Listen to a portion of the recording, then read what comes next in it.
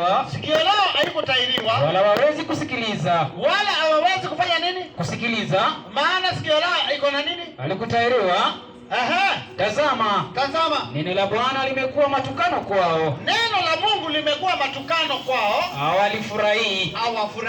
Watu wanasema wewe unatusi dini yetu, unatusi kanisa yetu, ile hali mimi nakusomea kwa Biblia, na wewe unafikiria nimetoka kwetu mahali tumetoka tuje kufanya matusi? Hapana, tumeleta elimu. Lakini watu wa mwisho, nyakati hizi tunaishi, wako na tabia, na hiyo tabia ni kuwa wako hawana masikio. Maana hii pembe, angalia hapa kabla upite. Hii pembe iko na kinywa, iko na kinywa, pua na macho, lakini haina masikio, haisikiangi neno la Mungu. Watu wamekunywa hiyo mvinyo, na hiyo mvinyo ndio hii iko kwa hii kikombe.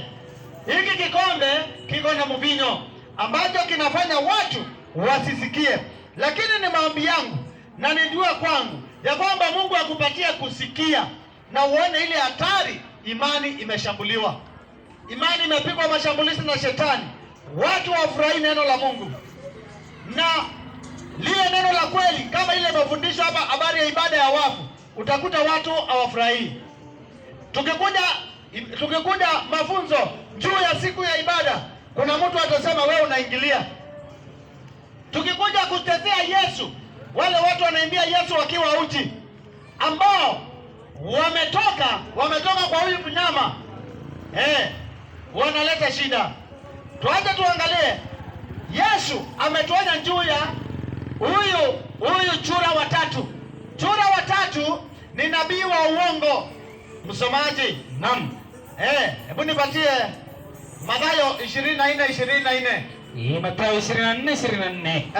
Biblia takatifu inasema hivi. Ndio. Mathayo 24:24. Ndio. Wacha nifike pale kwa haraka. Biblia takatifu inasema Yesu alituonya na akatupatia tahadhari, na nyakati za mwisho watatokea watu wa namna hiyo. Inasema hivi. Watatokea watu wa namna hiyo. Hebu soma kama umefika pale msomaji. Inasema hivi. Ndio. Kwa maana watatokea makristo wa uongo na manabii wa uongo. Na wakati wanatokea wanafanya damage kubwa. Damage ya kwanza ni nini? Kuaminisha watu ya kwamba Mungu ni wa kufanya miujiza, na kanisani wanaenda kupata muujiza. Wanajitangaza na kusema come for your miracle, come expecting a miracle. Ni miujiza tu, hakuna neno iliko pale, nipate muujiza. Kwa Manyuru pale watu wanajaa sana, ni muujiza tu mnataka huko. Maana yule mchawi amekuroga, anaenda kuchomwa na fire.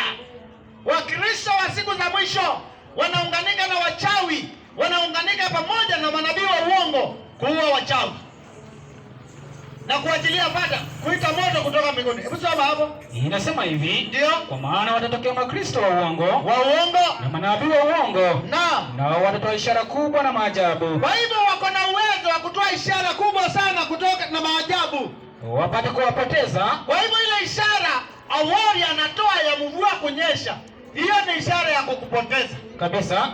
Ile ishara anasema eti ataita kushukisha moto kutoka mbinguni, sio muujiza mkubwa. Lakini kwako wewe ambaye usomi Biblia, unaona hiyo ikiwa muujiza mkubwa. Elijah aliita moto ikashuka, ikachoma watu 50,000, watu 5,000 waliokuwa wametumwa wamkamate, watu wengi. Yesu akasema ako na uwezo wa kuita malaika kutoka jeshi ama batalioni ya majeshi na malaika wamtetee. Manabii wa uongo wako na uwezo wa kufanya hiyo miujiza, wako na uwezo wa kufanya sarakasi za kubuni, za kutengeneza na za kutumia mapepo. Maana miujiza inafanywa mara mbili, ya mapepo na ya kutengeneza. Kuna wengine wako kwa tuchumba tudogo huku ambao wanakuambia wanakuondolea uchawi, na wao wenyewe ni waongo na ndio wachawi. Wanakuambia wanakutoa nyoka kwa tumbo, wanakutoa pesa kwa tumbo, eti uliwekewa pesa kwa mguu wanakutoa, eti ulirogwa. na wao ndio wanakuroga, wanachimbia chini na wanakuja kutoa.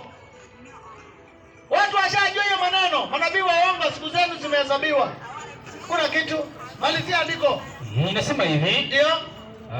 Watatoa ishara kubwa. Watatoa ishara kubwa na maajabu. Na maajabu. Wapate kuwapoteza kama yamkini. Na ikiwezekana wanataka nani? Hata wale wateule. Wateule. Kuna watu wameteuliwa na Mungu na ndio tunaita hao watu wateule. Kama wewe ni mteule, unafurahia neno la Mungu, unapenda ukweli, maana hakuna mtu anaweza kumuona Mungu akiwa muongo. Na tunafunua hivi vitu ili uangalie imani yako. Kama kuna uongo ndani, ujue uko na kazi ya kufanya ya kuondoa hiyo uongo. Maana kwa Mungu hakuna uongo, msomaji. Naam. Nipatie Yohana 17:17. Yohana 17:17. Ndio. Watakase kwa ile kweli, maana neno lako ndio kweli. Naam, nipatie Yakobo 1:18. Yakobo 1:18. Kwa mpenzi yake yeye mwenyewe alituzaa sisi kwa neno la nini? Kwa neno la kweli. Mungu hazai watu kwa uongo, anazaa watu kwa ukweli. Na kama imani yako kuna uongo ambao maandiko yanayokataza ama yadhibitishi, toka haraka, muamini Yesu wa kweli kama vile maandiko yanavyosema. Wacha basi tuangalie baadhi ya uongo zingine ambazo watu wameaminishwa. Msomaji? Naam. Wakorintho wa kwanza nipatie 6. Mpatie 8:6. Wakorintho wa kwanza 8:6. 8:6. Biblia inasema hivi. Ndio. 8:6 inasema. Lakini kwetu sisi Mungu ni mmoja tu. Mungu ni mmoja tu. Aliye Baba. Aliye Baba. Ambaye vitu vyote vimetoka kwake.